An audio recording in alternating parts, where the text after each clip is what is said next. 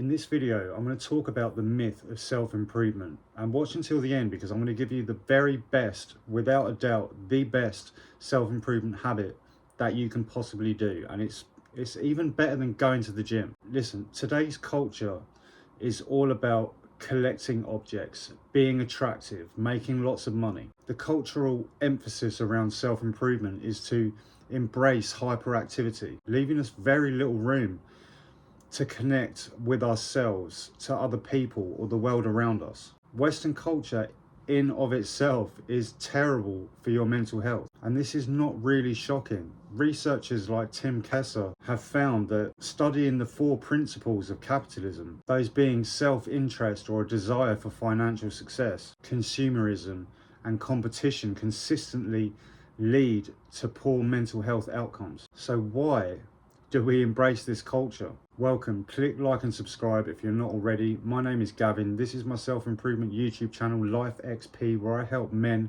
change themselves and their lives.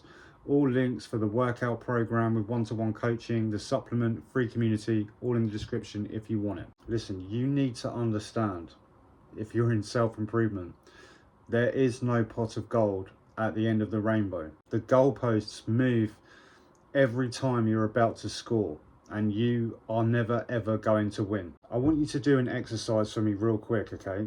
I want you to close your eyes.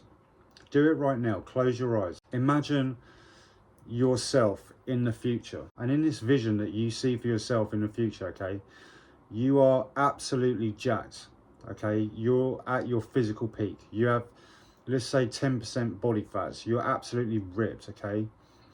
You have your perfect aesthetic physique. Let's say you're earning your dream salary. You can live where you want. You can drive whatever car you want. You can go on holiday wherever you want at the drop of a hat if you choose. You can attract any woman, okay? Any woman that you desire.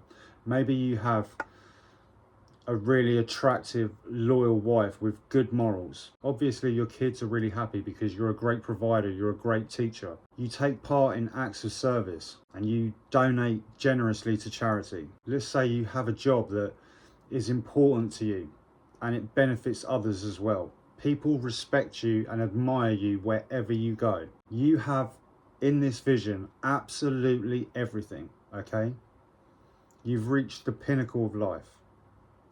The only thing maybe you don't have is maybe like a private jet. I don't know what your vision is for yourself. Maybe you do have a private jet. You have like generational wealth for your whole family, okay? Just stick with me. So if you're on self-improvement, okay, and this is your future self, you visualize yourself reaching that final destination, okay? Past a certain point, there is not one single thing that you could do that is going to improve your life in any way, shape or form. Right now, you might be at the beginning of self-improvement.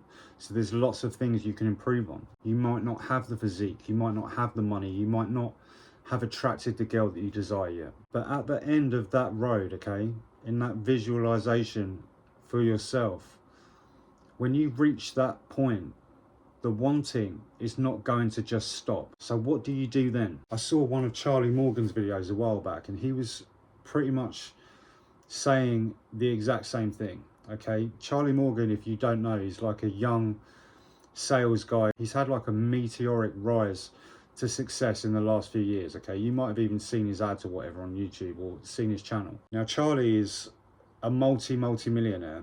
He can live wherever he wants. He lives out in Dubai, okay? He can drive any car that he wants. He can go wherever he wants on the planet, okay? He can attract a decent woman. There is nothing that he cannot do. And he spoke about having this existential crisis, okay? Because even though he had all of these things, he reached that point and he was like, what the fuck do I do now? Because he didn't have a purpose. My point is this, okay? It doesn't matter how in shape you are. It doesn't matter what fucking car you drive. It doesn't matter how much money you make. It doesn't matter how many girls you are fucking. You are never, ever going to be happy, truly happy and fulfilled if you don't have a purpose. In other words, something that benefits you in terms of fulfillment and also benefits other people. And that is exactly what Charlie Morgan found out. Of course, that's not to say you can't enjoy life on the way to wherever it is that you want to go. Of course you can. All I'm saying is, without purpose, you're going to hit a lot more bumps in the road. This is exactly why people face self-improvement depression or self-improvement burnout. Because when you're just continually thinking about yourself and just piling on the pressure to improve constantly, your ego kind of gets bored, okay? It gets bored of itself, and that's why people fall off. Hamza spoke about this himself in the last, current weeks or whatever. He fell off self-improvement because he was like, oh, I'm making consistently over 100 grand a month.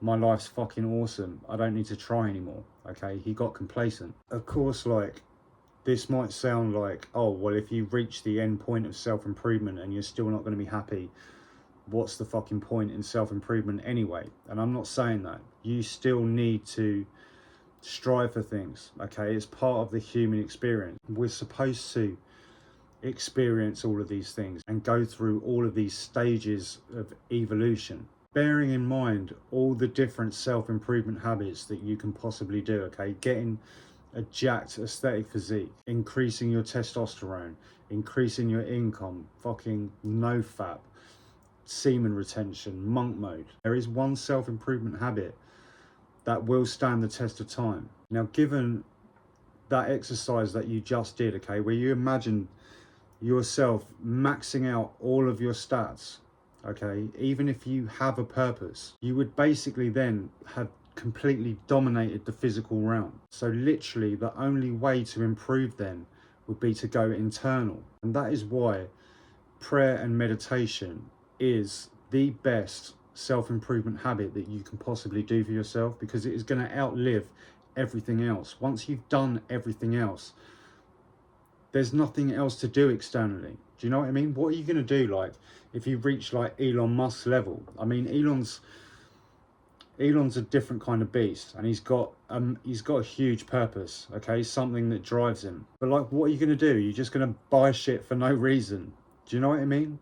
That is when, spirituality, meditation, metaphysics, that's when it's going to have more of an important role. My advice is that you just incorporate it now. I mean, you don't want to be completely materialistic, and you don't want to be a tree-hugging vegan hippie, okay? You need to find some sort of middle balance. Why can't you have it all? Think about it. How many ungrateful, pissed off rich people are there? Okay, I would imagine there's quite a few. I've met a fair few in my time.